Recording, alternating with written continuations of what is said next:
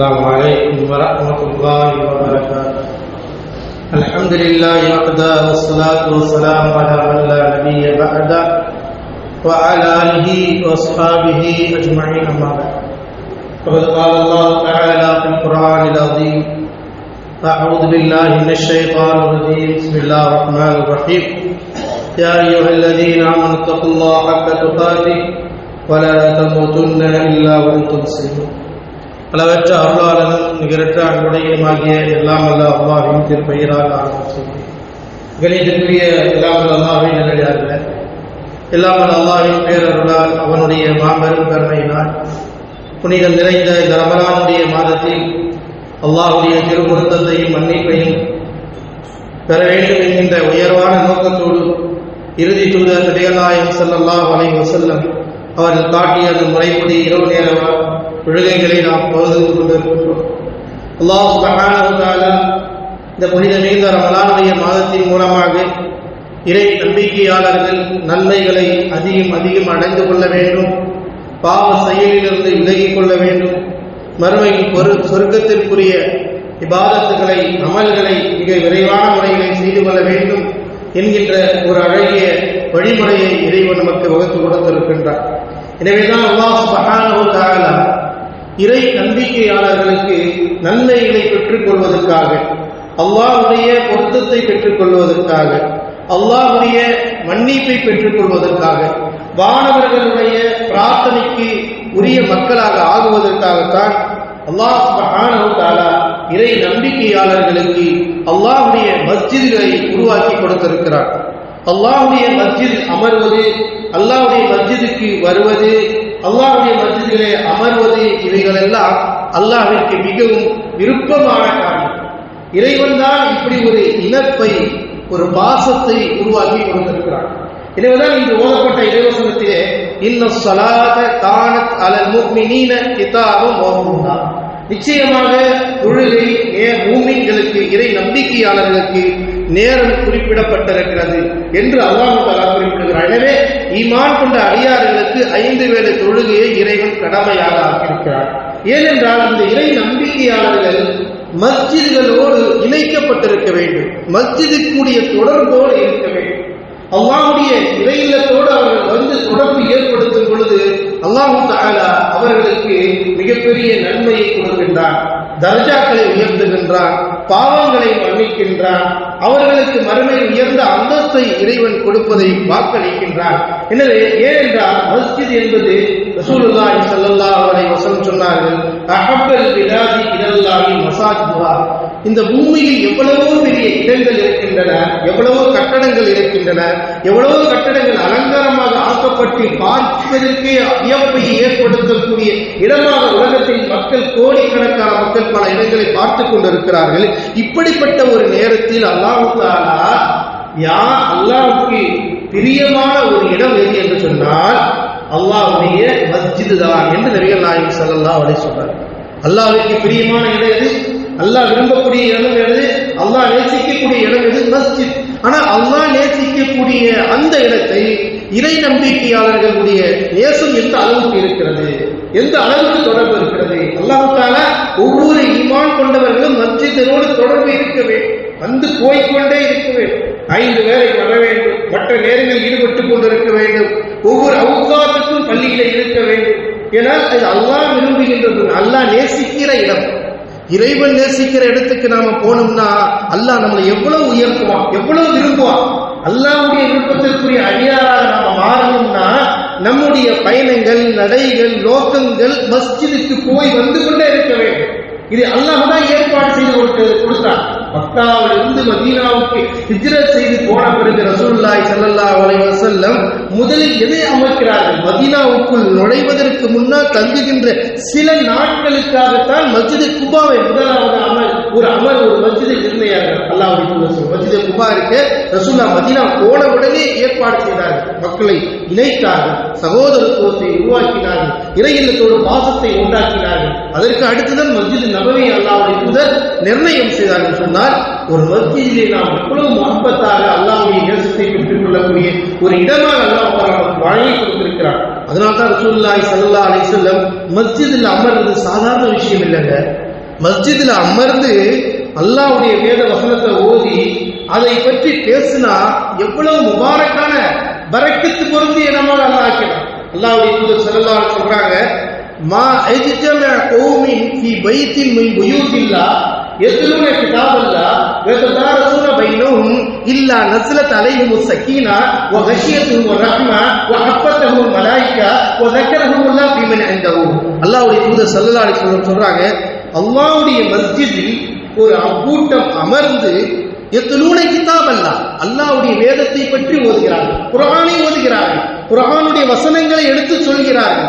வ யததாரஸூனஹு பைனஹும் அவர்களுக்கு மத்தியில் குர்ஆன் என்ன சொல்கிறது, ரசூலுல்லாஹ் என்ன சொன்னார்கள், அல்லாஹ்வுடைய வேத வசனம் என்ன பேசுது என்று இப்படி பேசுகின்ற உரையாடல்கள் அமரு இருக்குது. சுப்ஹானல்லாஹ், இது போன்ற ஒரு உயர்ந்த தரஜா எதுவுமே இல்லாத அளவுக்கு அல்லாஹ்வுடைய ரசூல் ஸல்லல்லாஹு அலைஹி வஸல்லம் மஸ்ஜிதில் அமர்ந்து அல்லாஹ்வுடைய வேத வசனங்களை ஓதி அதற்கு விளக்கங்கள் அல்லாஹ்வுடைய தூதர் சொன்னதை எடுத்து சொல்கின்ற அந்த சபை இருக்குதே, 2 பேர் இருந்தாலும் சரிதான், 4 பேர் இருந்தாலும் சரிதான், எந்த இடத்தில் அல்லாஹ்வுடைய மஸ்ஜிதில் குர்ஆன் ஓதப்பட்டு விளக்கம் கொடுக்கப்பட்டு ஒரு சபை கூட்டப்பட்டால் இல்லா நஸலத் அலைஹிமுஸ் ஸகீனா அல்லாஹ்வுடைய தூதர் சொல்றாங்க, அந்த சபையில அல்லாஹ் தஆலா மன நிம்மதியை இறக்கி வைக்கின்றான், உள்ளத்துல நிம்மதியை கொடுக்கிறான். எவ்வளவு கஷ்டத்துல இருப்பான், எவ்வளவு வெளியே போன 1000 பேர் பிரச்சனை பண்ணுவாங்க, வீட்டுக்கு போனா பிரச்சனை, வியாபாரத்துல பிரச்சனை, பல சோதனைகள். ஆனால் இந்த அமரும் பொழுது அல்லாஹ் தஆலா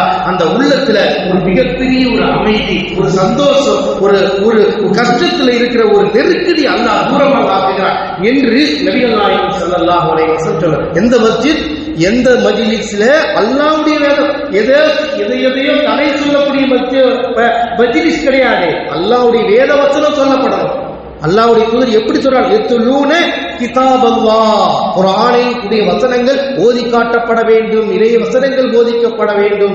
வ யததாரஸூனஹு பைனஹும் அவர்களுக்கு மத்தியில் குர்ஆனை பற்றியான விளக்க உரைகள் நபியினுடைய போதனைகள் சொல்லப்பட வேண்டும். அந்த மஜ்லிஸ் இருக்கிறதே, அல்லாஹ் அங்கே சுகூன் மன நிம்மதியை நஸலை இறக்குகிறான். அது மட்டுமல்ல, வ ஹஃபத்துஹுல் மலாயிகா அந்த சபையிலே வானவர்கள் சூழ்ந்து கொண்டிருக்கிறார்கள். அல்லாஹ்வுடைய வார்த்தை பாருங்க, ஒரு சபையில் குர்ஆனை பற்றி பேசுகின்ற சபை 2 பேர் இருக்கலாம், 3 பேர் இருக்கலாம், 4 பேர் இருக்கலாம். ஆனால் அல்லாஹ் தஆலா அந்த சபையில் யாரை கொண்டு வந்து நிறுத்துகிறான், வானவர்களை. அல்லாஹ் விரும்புகின்ற, அல்லாஹ்வோடு இருக்கின்ற அந்த வானவர்கள் சூழ்ந்து கொண்டிருக்கின்றார்கள் என்று நபிகள் நாயகம் ஸல்லல்லாஹு அலைஹி சொல்றாங்க. அது மட்டுமல்ல, 3ஆவதா சொல்றாங்க, வ கஷியத்துஹுர் ரஹ்மா அல்லாஹ்வுடைய கருணை, அல்லாஹ்வுடைய கிருபை, அல்லாஹ்வுடைய ரஹ்மத் அந்த கூட்டத்தை சூழ்ந்து கொண்டிருக்கிறது. நிச்சயம் அவர்கள் அல்லாஹ்வுடைய ரஹ்மத்தை பெற்றவர்களாக இருப்பார்கள், அல்லாஹ்வுடைய அருளை பெற்றவராக இருப்பார்கள், வானவர்களுடைய பிரார்த்தனைக்குரியவர்களாக இருப்பார்கள், அல்லாஹ்வுடைய சுகூனை பெற்றவராக இருப்பார்கள் என்று ரசூலுல்லாஹி ஸல்லல்லாஹு அலைஹி வஸல்லம் அல்லாஹ்வுடைய மஸ்ஜிதில் இறை வசனத்தை ஓதி விளக்கம் சொல்லப்படுகின்ற சபையினுடைய உயர்வு. சுப்ஹானல்லாஹ், நீங்க எவ்வளவு லட்சம் கொடுத்தாலும் எந்த கூட்டத்துல போய் உட்கார்ந்தால் அந்த பரக்கத்து கிடைக்காது.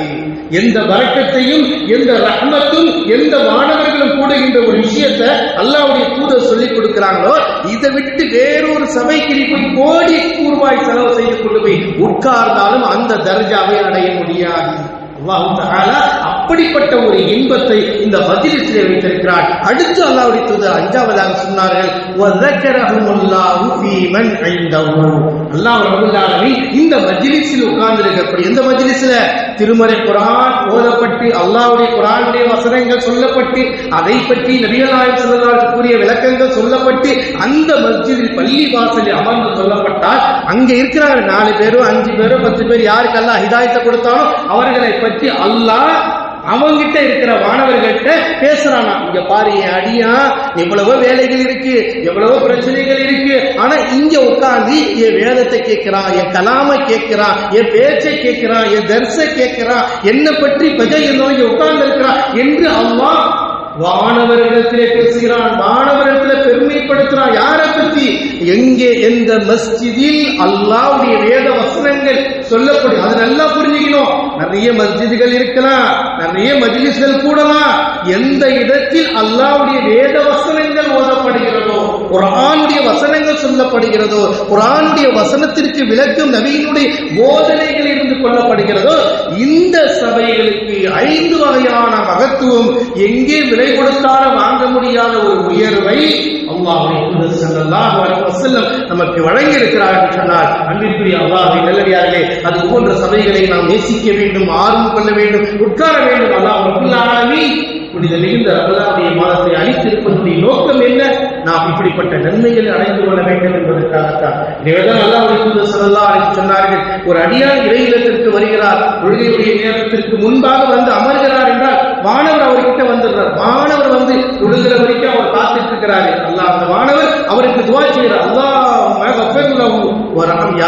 இந்த அடியா செஞ்ச பாவத்தை மன்னிச்சிடா, ரொம்ப பிரச்சனையில இருக்கிறாள், கொஞ்சம் கருணை காட்டுறா, கொஞ்சம் கிருபை செய்யறா, அவர்கிட்ட இருக்கிற பிரச்சனையை கொஞ்சம் நீக்கிறாள். யாரு? மாணவர்கள். நமக்காக. எதுக்காக? அல்லாஹ்வுடைய இல்லத்துல உட்கார்ந்து தொழுகை எதிர்பார்த்து எப்ப எத்தாமத்து சொல்லுவாங்க எதிர்பார்த்து உட்கார்ந்து இருக்கிறீங்களே, அப்படிப்பட்டவர்களுக்கு மாணவர் துஆ செய்யறாங்க. அப்படி தொழுகை முடிந்த பிறகு ஒரு சிறிது நேரம் அந்த தொழுகை இடத்துல யார்கிட்டையும் பேசாம இன்னும் ஒரு 4 நிமிஷம் 5 நிமிஷம் உட்கார்றாங்க, திரும்ப மாணவர் துஆ செய்யறாங்க.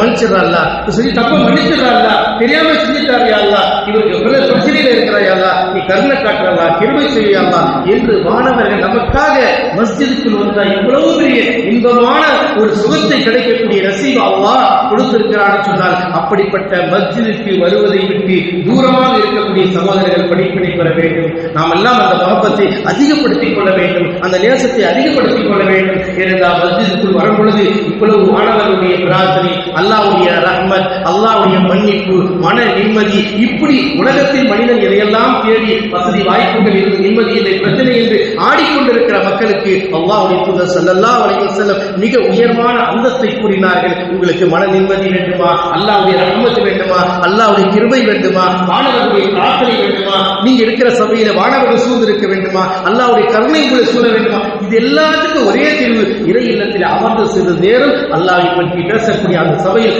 அமர்வதற்குரிய நசீபை அல்லாஹ் கொடுக்க வேண்டும் என்று துஆ செய்யுங்கள். இப்படிப்பட்ட நசீபை அல்லாஹ் புனித மிகுந்த ரமலானுடைய மாதத்தினுடைய அமர்வு நம்முடைய பாவங்களை மன்னிப்பதற்கும் மறுமையில் ரையான் என்று சொல்லப்படக்கூடிய சொர்க்கத்தின் வாசலாக நோன்பாளிக்கென்று தயாரிக்கப்பட்டிருக்கிற அந்த சொர்க்கத்தில் பிரவேசிக்கக்கூடிய பாக்கியத்தை அல்லாஹ் நம் அனைவருக்கும் தந்து அறிவுறுவானாக. எதை நாம் கேட்டோமோ அதனுடைய ஆர்வத்தை பலருக்கு, பல அறியாதவர்களுக்கு எடுத்துக் கூறி அதை பயன்படுத்திக் கொள்ளக்கூடிய நசீப் அல்லாஹ் நம் அனைவருக்கும் தந்து அறிவுறுவானாக. ஆமீன். வாஹிர் தஅவானா அல்ஹம்துலில்லாஹி ரப்பில் ஆலமீன். சுப்ஹானல்லாஹி வ பிஹம்திஹி அஷ்ஹது அன் லா இலாஹா இல்லா அன்த அஸ்தக்ஃபிருக வ அத்தூபு இலைக்.